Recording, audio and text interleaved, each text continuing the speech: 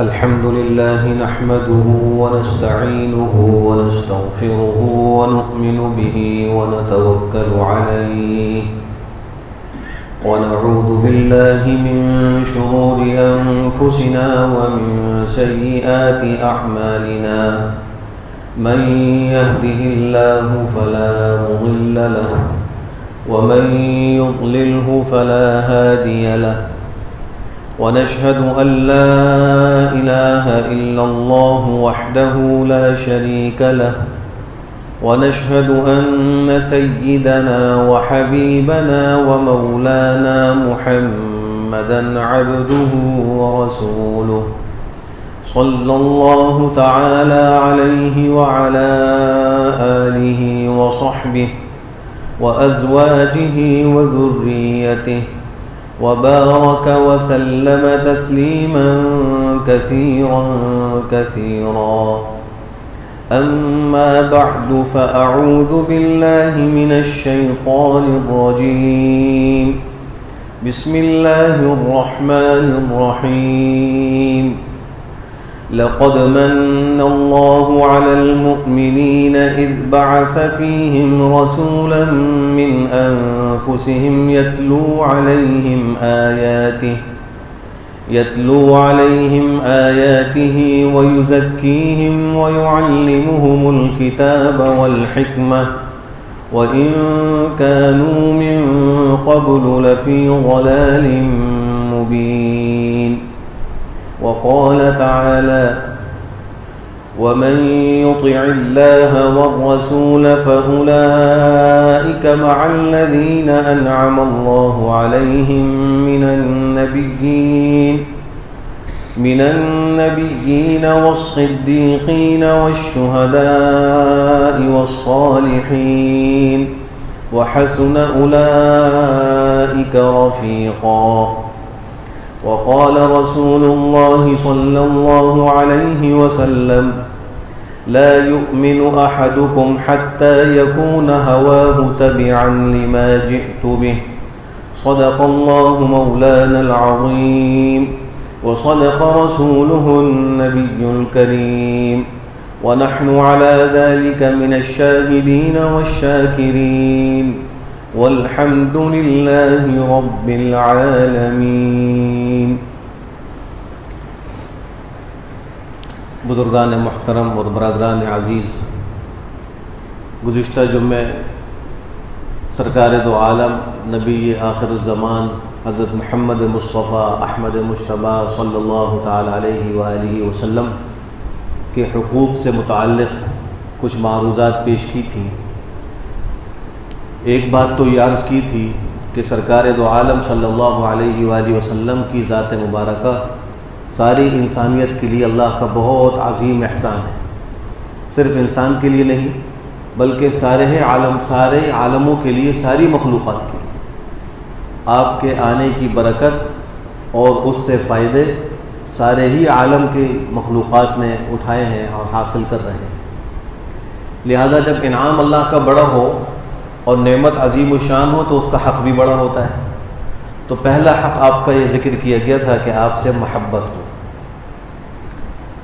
اور اہل ایمان کے دلوں میں الحمدللہ محبت ہوتی ہے، اور محبت بھی وہ ہو کہ جب تقابل ہو کسی دوسری محبت سے تو سرکار دو عالم صلی اللہ علیہ وآلہ وسلم کی محبت اور اس کا جو تقاضا ہے وہ فوقتر ہونا چاہیے، غالب ہونا چاہیے، اور اس کو اختیار کرنا چاہیے۔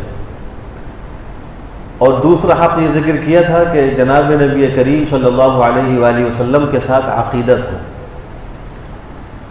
بہت سے مشرکین اور کفار کو بھی محبت تو تھی پیغمبر سے، لیکن عقیدت نہ ہونے کی وجہ سے وہ فائدہ نہیں اٹھا سکے۔ عقیدت کا مطلب یہ ہے کہ وہ سرکار دو عالم صلی اللہ تعالی علیہ وآلہ وسلم کو اللہ کا نبی مانے، اور آپ کے طریقے اور آپ کے لائے ہوئے دین کو اپنے لیے نجات کا ذریعہ سمجھیں۔ یہ سمجھیں کہ دنیا اور آخرت کی کامیابی اور نجات ہمیں پیغمبر کی لائی ہوئی تعلیمات ہی میں حاصل ہو سکتی ہے۔ یہ عقیدت کا مطلب ہے۔ الحمدللہ کہ اہل ایمان کو یہ عقیدت حاصل ہے۔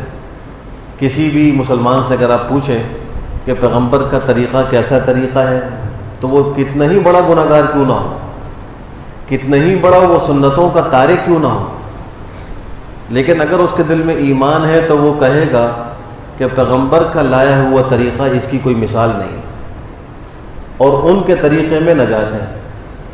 اگر کوئی شخص دنیا اور آخرت کی کامیابی چاہتا ہے اور آخرت کا ہمیشہ ہمیشہ کا انعام چاہتا ہے تو اس کو جناب نبی کریم صلی اللہ تعالیٰ علیہ وآلہ وسلم کے طریقوں کو اختیار کرنا ہوگا اور آپ کی تعلیمات پر عمل کرنا ہوگا۔ آپ کا تیسرا حق وہ یہ ہے کہ آپ کو تمام انبیاء اور مرسلین اور تمام مخلوق میں سب سے افضل سمجھنا، کہ اللہ سبحانہ و تعالیٰ کے بعد مخلوقات میں سب سے افضل ہستی سرکار دو عالم صلی اللہ تعالیٰ علیہ وآلہ وسلم کی ہستی۔ ایک حدیث جس کو محدثین نے موضوع بتلایا ہے لیکن اس کا مفہوم ثابت ہے، وہ حدیث یہ ہے کہ لولا کا لما خلقت الافلاک، کہ اللہ کے نبی اگر آپ نہ ہوتے تو میں آسمان زمین اور ساری کائنات کو پیدا نہ کرتا۔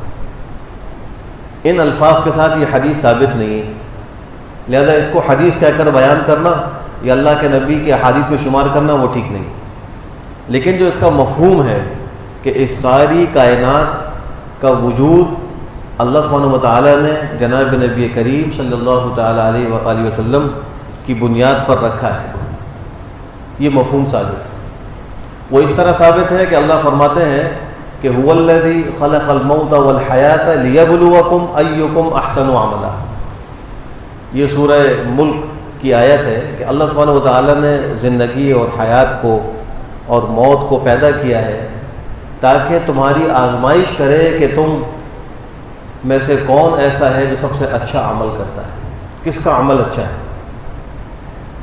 اور پھر اللہ سبحانہ و تعالیٰ نے اسلام و شریعت دے کر سرکار دو عالم صلی اللہ تعالیٰ علیہ وآلہ وسلم کو مبعوث فرمایا اور آپ کو ساری کائنات کے لیے نمونہ بنا دیا، اور یہ فرمایا کہ دیکھو تم کو میں ایک نمونہ دے رہا ہوں، ایک مثال دے رہا ہوں، اس کے مطابق اپنے آپ کو بنا لو۔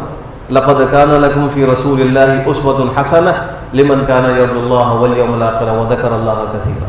تحقیق تمہارے لیے اللہ کے رسول میں ایک بہترین نمونہ ہے، اسوہ حسنہ ہے، لیکن اس سے فائدہ کون اٹھائے گا؟ لمن کان یرجو اللہ والیوم الآخر، جو اللہ سے ملاقات کی امید کرتا ہے، جو آخرت میں اللہ کے سامنے پیش ہونے کا عقیدہ رکھتا ہے اور اس کو ڈر و خوف ہے اور اللہ کا کثرت سے ذکر کرتا ہے، وہی اس سے فائدہ اٹھائے گا اور وہی اس نمونے کے مطابق اپنی زندگی بنائے گا۔ اور جس میں اللہ سے ملاقات اور آخرت کی فکر نہ ہو اور جو اللہ کو کثرت سے یاد نہ کرتا ہو تو پھر اس کا جو حلیہ ہے اور اس کی جو زندگی ہے وہ پیغمبر کی زندگی اور حلیے کے مطابق نہیں ہوگی۔ تو یہاں یہ فرمایا کہ تم میں سب سے اچھا عمل کون کرتا ہے، اس سے ہم نے زندگی اور موت کو پیدا کیا، یہ کائنات کو زندہ کیا گیا، یہ اس لیے کیا گیا ہے کہ تم میں جو سب سے بہتر عمل کرتا ہے وہ معلوم ہو جائے کون۔ اور یہ بات بالکل یقینی ہے کہ سرکار دو عالم صلی اللہ تعالیٰ علیہ وآلہ وسلم سے بہتر عمل کرنے والا نہ آپ سے پہلے کوئی تھا مخلوق میں، نہ آپ کے بعد قیامت تک کوئی ہوگا۔ جیسا عمل کرنے والے آپ تھے، آپ کی مثال نہیں۔ تو ان دونوں باتوں کو جوڑے تو مطلب یہ ہوا کہ اللہ نے ساری کائنات کو اس لیے پیدا کیا کہ سرکار دو عالم صلی اللہ تعالیٰ علیہ وسلم کا جو بہترین عمل ہے وہ سامنے آیا، اس لیے اللہ نے اس کائنات کو پیدا کیا۔ تو سارے انبیاء اور مرسلین میں اور ساری مخلوق میں سب سے افضل سمجھنا یہ پیغمبر کا حق ہے۔ اسی طریقے سے جناب نبی کریم صلی اللہ تعالیٰ علیہ وآلہ وسلم کو اللہ کا آخری نبی سمجھنا یہ بھی پیغمبر کا حق ہے۔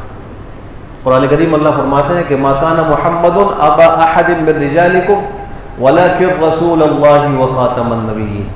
ایک جگہ فرمایا الیوم اکملت لکم دینکم واتممت علیکم نعمتی ورضیت لکم الاسلام دینا۔ اور سورہ بقرہ کے آغاز میں فرمایا کہ متقین وہ لوگ ہیں جو اللہ پر بھی ایمان رکھتے ہیں اور ان کتابوں پر بھی ایمان رکھتے ہیں جو اے نبی آپ سے پہلے اتاری گئی، اور اس کتاب پر بھی ایمان رکھتے ہیں جو اے نبی آپ پر اتاری گئی۔ اس مقام پر یہ نہیں فرمایا کہ اس پر بھی ایمان رکھتے ہیں جو آپ کے بعد اتاری جائیں گی۔ یہ آیت بھی اس بات کی دلیل ہے کہ سرکار دو عالم صلی اللہ تعالیٰ علیہ وآلہ وسلم کے بعد قیامت تک کوئی نیا نبی نہیں آئے گا، اور اس کتاب قرآن کریم کے بعد قیامت تک کوئی نئی کتاب نہیں آئے گی، کوئی وحی اور نہیں آئے گی۔ یہی قرآن کریم آج کتاب ہدایت ہے جو قیامت تک کتاب ہدایت ہے۔ اور پیغمبر کی لائی ہوئی شریعت یہ آخری شریعت ہے، آخری دین ہے اور قیامت تک کے لیے، تو یہ بھی پیغمبر کا حق ہے۔ جو لوگ یہ حق ادا نہیں کر رہے اور جناب نبی کریم صلی اللہ تعالیٰ علیہ وآلہ وسلم کے بعد کسی اور کو نبی مان رہے ہیں، پیغمبر کے حق کو وہ ادا نہیں کر رہے، آپ کی حق تلفی کر رہے ہیں۔ اور امت مسلمہ کا متفقہ عقیدہ ہے کہ ایسے شخص کو دائرہ اسلام سے خارج قرار دیا جائے جو سرکار دو عالم صلی اللہ تعالیٰ علیہ وآلہ وسلم کے بعد کسی کو نیا نبی مانے۔ یہ نیا کا لفظ ہم اس لیے کہتے ہیں بار بار کہ قیامت کے قریب حضرت عیسیٰ علی نبینا وعلیہ صلوات و تسلیمات کا آسمان سے نزول ہوگا۔ یہ بھی امت کے متفقہ عقائد میں ایک عقیدہ ہے، اور وہ بنی اسرائیل کے نبی ہیں، اولو العزم نبی ہیں، لیکن وہ نئے نبی نہیں ہیں۔ ان کی نبوت وہ پہلے کی نبوت ہے، اور اللہ نے ان کو زندہ آسمان پر اٹھایا، وہ آسمانوں میں زندہ ہے، اور قیامت کے قریب نازل ہوں گے تو وہ نبی تو ہوں گے، لیکن ہمارے نبی صلی اللہ علیہ وآلہ وسلم کی خلافت میں آپ ہی کی لائی ہوئی شریعت کا نفاذ کریں گے، وہ اپنی شریعت کا نفاذ نہیں کریں گے۔ اور اسی بات کو سمجھانے کے لیے جب ان کا نزول ہوگا تو پہلی نماز میں حضرت مہدی علیہ الرضوان ان سے امامت کروائی جائے گی، حالانکہ وہ امتی ہیں، وہ نبی نہیں۔ حضرت مہدی علیہ الرضوان پیغمبر اور نبی نہیں ہیں، وہ ایک خلیفہ ہوں گے، ایک امتی ہوں گے، لیکن جس وقت حضرت عیسیٰ علیہ السلام کا نزول ہوگا تو فجر کی نماز کا وقت ہوگا، صحیح روایت کے مطابق اقامت ہو چکی ہوگی، تکبیر تحریمہ سے پہلے ان کی تشریف آوری ہو جائے گی، اب دونوں حضرات میں آپس میں مکالمہ ہوگا۔ حضرت مہدی علیہ رضوان کہیں گے حضرت عیسیٰ علیہ السلام سے کہ آپ تشریف لائیں مصلی پہ اور نماز پڑھائیں، وہ فرمائیں گے نہیں، نماز آپ پڑھائیں۔ کچھ دیر تک دونوں میں مکالمہ ہوگا، فیصلہ یہ ہوگا کہ پہلی نماز حضرت مہدی علیہ رضوان پڑھائیں گے، حضرت عیسیٰ علیہ السلام پیچھے پڑھیں گے۔ یہ اسی بات کو ثابت کرنے کے لیے کہ ان کا اس دنیا میں جو قیامت کے قریب نزول ہوگا وہ ہمارے نبی کی شریعت کے نفاذ کے لیے ہوگا، اور وہ ہمارے نبی کی خلافت میں دجال کا مقابلہ کریں گے، اس کو قتل کریں گے، اور روئے زمین سے غیر اسلامی جتنے مذاہب ہیں ان سب کا خاتمہ کریں گے، اور ان کے زمانے میں اس ساری زمین پر سوائے مسلمانوں کے اور کوئی نہیں ہوگا۔ تو یہ بھی پیغمبر کا حق ہے کہ جناب نبی کریم صلی اللہ تعالیٰ علیہ وسلم کو اللہ کا آخری نبی مانا جائے، اور اس آخری نبی ماننے کو عقیدہ ختم نبوت کہا جاتا ہے۔ قادیانی اور مرزائی ایک فتنہ ہے جن کا کفر شریعت سے بھی ثابت ہے اور ہمارے ملک کے آئین میں بھی وہ کافر ہیں۔ انہوں نے سرکار دو عالم صلی اللہ تعالیٰ علیہ وسلم کے بعد اپنے مرزا غلام قادیانی کو آخری نبی قرار دیا، اس وجہ سے وہ امت مسلمہ سے خارج ہے، مسلمان نہیں، اور یہ پیغمبر کے اس حق میں خلاف ورزی کر رہے ہیں، حالانکہ قیامت تک آنے والے انسانوں کے ذمہ لازم ہے کہ پیغمبر کے اس حق کو بھی ادا کریں کہ آپ کو اللہ کا آخری نبی مانا۔ اسی طریقے سے جناب نبی کریم صلی اللہ تعالیٰ علیہ وسلم کا اہم ترین ایک حق یہ ہے کہ ان کی کامل اطاعت کی جائے، آپ کی فرما برداری کی جائے۔ جیسے محبت عقیدت آپ کا افضل البشر ہونا اور آپ کا خاتم النبیین ہونا آپ کے حقوق میں سے ہے، اسی طرح اطاعت ان کی کرنا، آپ کے اقوال و افعال کی اطاعت کرنا، جو آپ ارشاد فرمائیں اس کو دل و جان سے ماننا، یہ بھی آپ کا حق ہے۔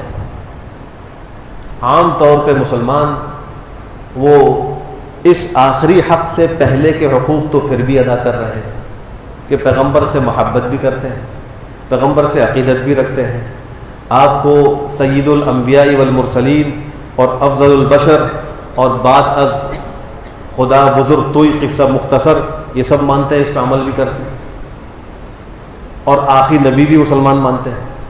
لیکن جب بات آتی ہے اطاعت کی تو وہاں بڑی کمزوری نظر آتی ہے کہ پیغمبر کا جو یہ حق ہے آج ہمارے معاشروں میں اس میں بڑی کوتاہی برتی جا رہی ہے۔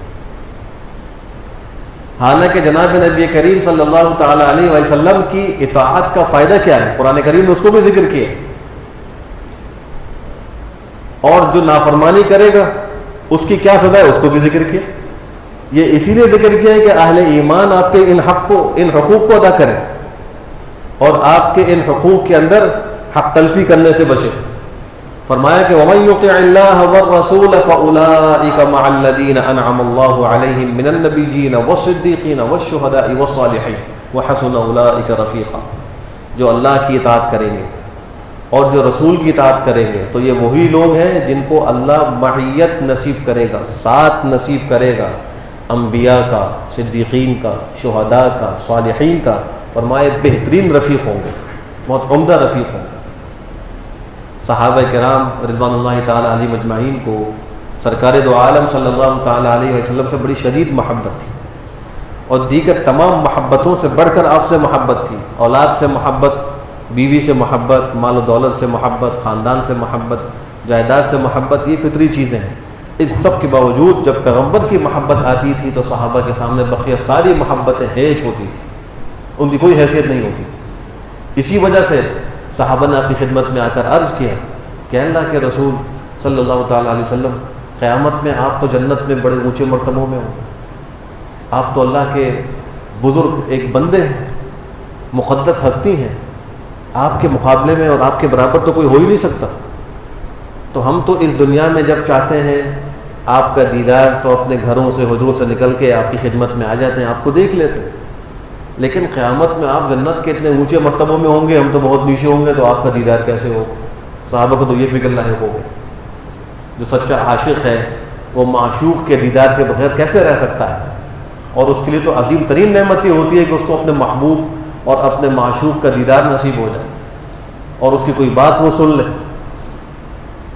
تو اس فکر کو لے کر آئے اور پریشان ہوئے، تو اس پہ اللہ نے یہ آیتیں اتاری کہ دیکھو ہم ضابطہ دے رہے ہیں، اگر تم جنت میں بھی نبی کریم صلی اللہ تعالیٰ علیہ وآلہ وسلم اور آپ سے پہلے جتنے انبیاء آئے ان سب کا ساتھ چاہتے ہو تو ضابطہ یہ ہے کہ وَمَن يُطِعِ اللَّهَ وَالرَّسُولَ، جو اللہ رسول کی اطاعت کرے گا، فَأُولَٰئِكَ مَعَ الَّذِينَ أَنْعَمَ اللَّهُ عَلَيْهِم مِّنَ النَّبِيِّينَ، یہی لوگ ہوں گے کہ جن پہ اللہ نے انعام فرمایا ہے، یہ انبیاء، صدیقین اور شہداء و صالحین کے ساتھ ہوں۔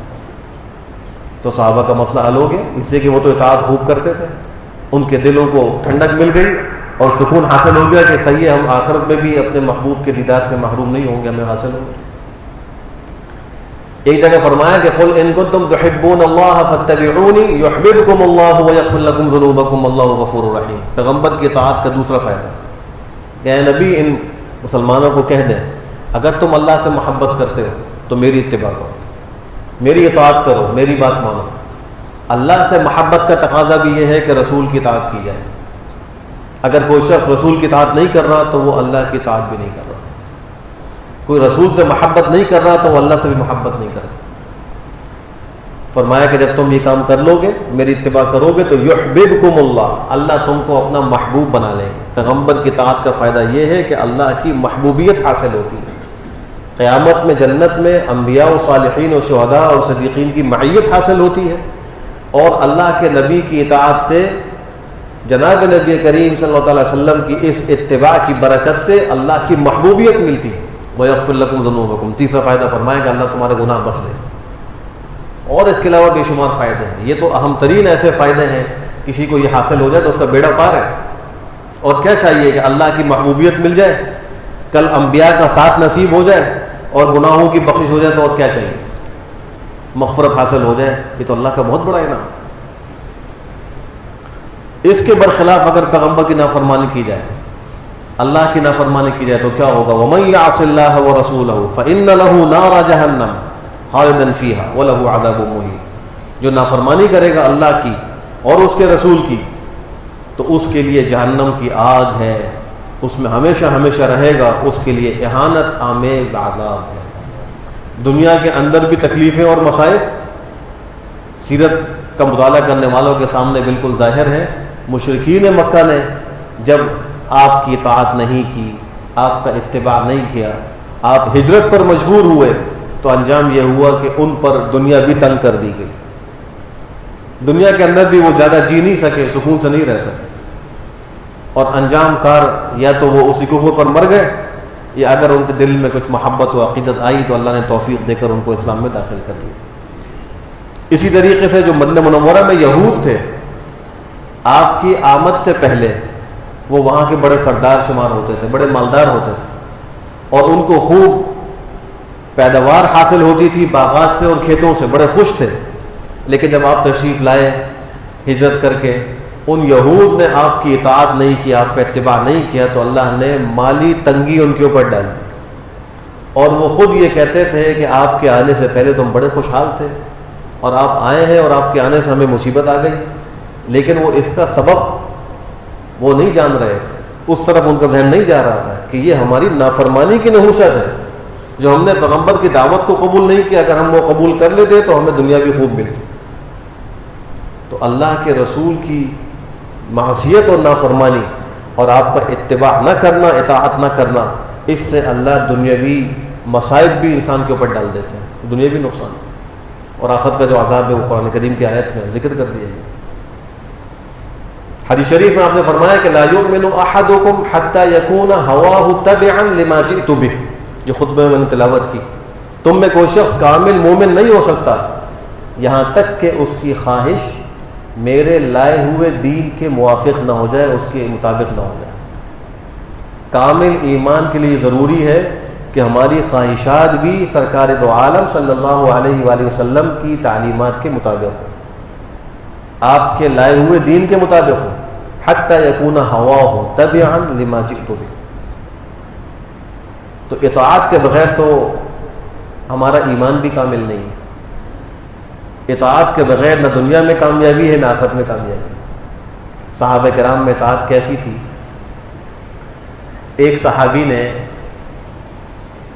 مدینہ منورہ میں اپنا ایک حجرہ بنایا اور اس حجرے کے اوپر قبہ بنایا، گنبد نما بنایا، جس کو قبہ کہا جاتا ہے۔ سرکار دو عالم صلی اللہ تعالیٰ علیہ وسلم تشریف لائے صحابہ کے ساتھ، تو پوچھا کہ یہ قبہ کس کا ہے؟ صحابہ نے عرض کیا کہ یہ فلاں انصاری ایک صحابی ہے، ان کا ہے۔ آپ نے خاموشی اختیار فرمائی، واپس تشریف لے آئے۔ مجلس آپ کی لگی ہوئی تھی، وہی صحابی آپ کی خدمت میں حاضر ہوئے جنہوں نے وہ حجرہ بنایا تھا، تو انہوں نے آ کر سلام کیا، السلام علیکم ورحمۃ اللہ وبرکاتہ۔ آپ نے جواب نہیں دیا، اعراض فرما لیا۔ وہ سمجھا کہ شاید آواز نہیں گئی، دوسری طرف سے آ کر پھر سلام کیا، آپ نے پھر جواب نہیں دیا۔ صحابہ تو پیغمبر کے مزاج شناس تھے، اشارے بھی سمجھا کرتے تھے، وہ سمجھ گئے کوئی غلطی ہوئی ہے، کوئی بات ہوئی ہے کہ میرے سلام کا جواب نہیں دے رہے۔ انہوں نے صحابہ سے پوچھا، ساتھیوں سے پوچھا، کیا ماجرا ہوا؟ آپ علیہ السلام کی نگاہیں مجھ پر نہیں پڑ رہی، آپ مجھے توجہ نہیں دے رہے۔ تو صحابہ نے ان سے کہا کہ ایسا ایسا واقعہ ہوا تھا، آپ نکلے تھے، آپ کا وہ حجرہ دیکھا تو آپ نے اس پر پوچھا کس کا ہے، اور اس کے بعد یہ واقعہ ہوا کہ آپ آئے تو آپ کو سلام کا جواب نہیں دیا۔ وہ سمجھ گئے کہ یہ جو میں نے اونچے گنبد والا حجرہ بنایا ہے یہ پیغمبر کو پسند نہیں آیا۔ پیغمبر اپنے صحابہ سے یہ بات بھی برداشت نہیں کرتے تھے کہ دنیا میں اتنا لگے کہ کوئی حجرہ بھی گنبد نما بنا لے۔ آپ چاہتے تھے کہ میرے صحابہ سادہ زندگی گزاریں، اپنے مقصد پر متوجہ رہیں۔ تو انہوں نے دوسری بات نہیں کی، باہر نکلے، اپنے پورے حجرے کو توڑ کر زمین کے برابر کر دیا، دوسری بات ہی نہیں کی۔ کتنی محنت سے بنایا ہوگا، اس زمانے میں غربت تھی، کس طرح پیسے جوڑ جوڑ کے بنایا ہوگا۔ لیکن جب پیغمبر صلی اللہ علیہ وسلم کی ناراضگی معلوم ہوئی، آپ نے زبانی حکم بھی نہیں فرمایا کیوں بنایا ہے، اس کو توڑ دو، یہ بھی نہیں کہا، لیکن صرف آپ کی نگاہوں کو بدلا ہوا دیکھا اور سلام کے جواب میں وہ کیفیت نہیں دیکھی جو پہلے تھی، تو جا کے اس حجرے کو برابر کر دیا۔ اور یہ بھی نہیں کہا کہ آپ کی خدمت میں آ کر عرض کیا ہو کہ اللہ کے رسول آپ نے جو اس کو دیکھ کر ناراضگی کا اظہار فرمایا میں نے اس کو توڑ دیا، یہ بھی نہیں کہا، وہ خاموشی سے اس کو توڑ کے آپ کے ساتھ رہے۔ ایک دفعہ آپ دوبارہ نکلے، کچھ دنوں کے بعد دیکھا، کہنے لگے وہ قبے کا کیا ہوا جو یہاں موجود تھا۔ صحابہ نے عرض کیا کہ آپ کی اس ناراضگی کو دیکھ کر ان صاحب نے اس کو زمین کے برابر کر دیا۔ آپ نے فرمایا کہ آخرت کا معاملہ اس سے زیادہ اہم ہے، اس لیے میں نے اس طرح متوجہ کیا ہے کہ دنیا میں اتنا نہ لگو کہ آخرت سے غافل ہو جاؤ، اس لیے میں نے تنبیہ کے لیے ایسا کیا تھا۔ دیکھیے یہ ہے پیغمبر کی اطاعت کہ صراحتاً حکم نہیں آیا لیکن مزاج بدلا اور انہوں نے عمل کر لیا۔ ایک صحابی کے بارے میں آتا ہے، ان کا نام خریم ہے، خریم، خا را یا اور میم۔ آپ نے فرمایا کہ وہ تشریف لائے ایک دفعہ آپ کی خدمت میں حاضر، ان کے بال ذرا بڑے بڑے بال تھے۔ آپ نے کہا ذبابن ذبابن، یہ ذباب ایک جملہ ہے جس کا معنی ہوتا ہے بری بات ہے، بری بات ہے. تو انہوں نے یہ سمجھا کہ شاید میرے بالوں کو دیکھ کر آپ یہ فرما رہے ہیں. وہ گئے اور جا کر انہوں نے بالوں کو بالکل چھوٹا کرا دیا. ان کے بال کچھ زیادہ لمبے تھے. جب دوبارہ آپ کی خدمت میں حاضر ہوئے تو آپ نے فرمایا کہ میں نے تم کو تو نہیں کہا تھا، میں نے کسی اور کو کہا تھا، لیکن وہ سمجھے کہ شاید مجھے کہہ رہے ہیں. تو یہ سوچ کر یہ بھی نہیں پوچھا کہ میں مراد ہوں یا کوئی اور مراد ہے، بس زباب ان کا لفظ سنا اور جا کر بالوں کو چھوٹا کرا کر آ گیا. ایک حدیث میں آتا ہے آپ نے فرمایا کہ خریم بہت اچھا آدمی ہے، کاش کہ اس کے بال زیادہ لمبے نہ ہوتے اور اس کے پائنچا لٹکا ہوا نہ ہوتا، ٹخنا چھپا ہوا نہ ہوتا.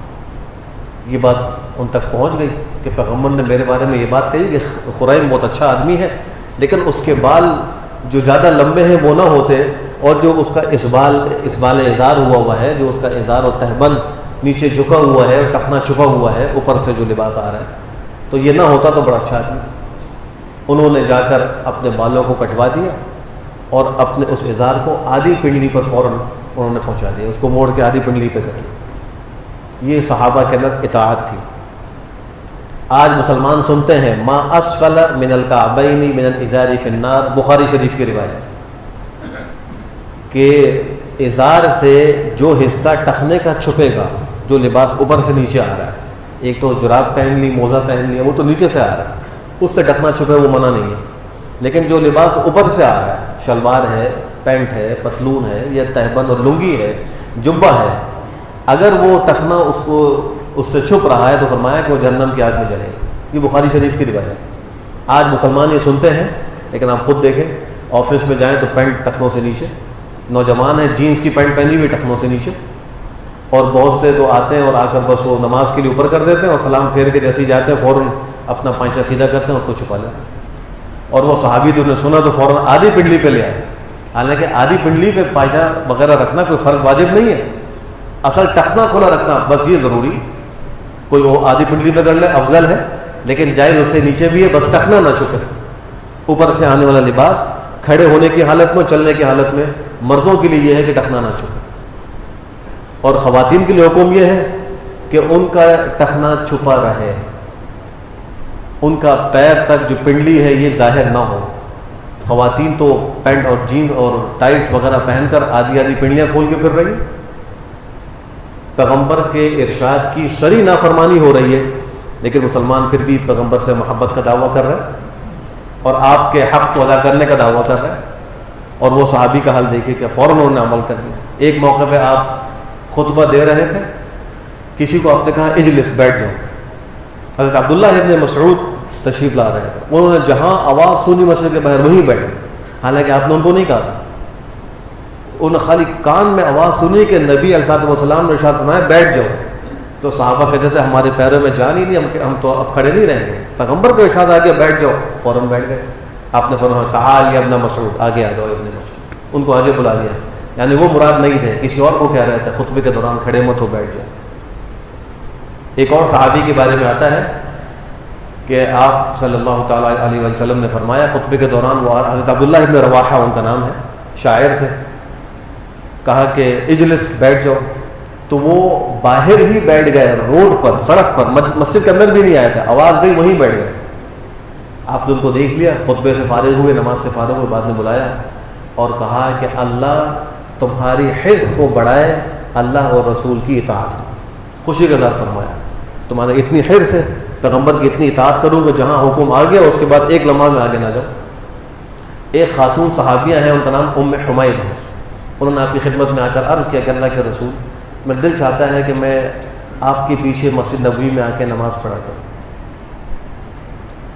آپ نے فرمایا کہ تمہارا گھر کے اندر والی کوٹری میں نماز پڑھنا باہر والے کمرے میں پڑھنے سے بہتر ہے، اور باہر والے کمرے میں نماز پڑھنا صحن کے اندر نماز پڑھنے سے بہتر ہے، اور اپنے محلے کی مسجد میں نماز پڑھنے سے بہتر یہ ہے کہ تم اپنے اس گھر کے اندر نماز پڑھو، اور میری مسجد میں آ کر نماز پڑھنے سے بہتر یہ ہے کہ تم اپنے گھر میں نماز پڑھو.